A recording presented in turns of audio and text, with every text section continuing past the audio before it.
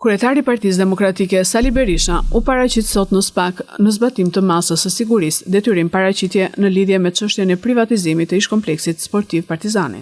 Demokratë mbështetës të tij u mblodhën para ambienteve të prokurorisë së posaçme. Berisha para mediave foli për përplasjet verbale mes disa përfaqësuesve të kësaj force politike dhe gazetarëve. Personalisht, siç e din, kam falëruar me sinqeritet në mënyrë të përsëritur gazetarët për kontributin që kanë dhënë në denoncimin e farsës elektorale. Ai ka qenë kontribut i çmuar dhe unë e vlerësoj shumë. Ato kronikat tyre, edhe para zgjedhjeve, po veçanërisht ditën e zgjedhjeve dhe në vazhdim, kanë qenë dhe janë jashtëzakonisht të çmuara.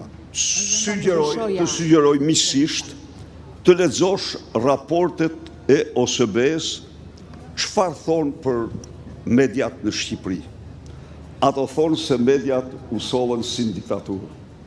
Kjo absolutisht jo gazetarët e kronikës. Pavarësisht, zoti Berisha, fjalori i përdorur nga eksponentët e Partisë Demokratike nuk ishte dinjitoz. I përjashtoj këtu gazetarët e kronikës nga ky klasifikim, masi gazetarët e kronikës ka prej tyre që kanë rrezikuar shumë veten në raportimet që kanë bërë në guxim me trimëri. Por, në tërësi gjendja e mediave është interesin e çdo gazetari, çdo qytetari të lexojë që flet se shëmbëlltyr e vendeve në diktaturë. Kryetari i Partisë Demokratike Sali Berisha i pyetur nga gazetarët nëse do të jetë ai deputeti që do të hap seancën e reparlamentare në shtator si deputeti më i vjetër, ka hedhur poshtë këtë mundësi. Nuk do mund të ndodhë ndonjëherë ajo.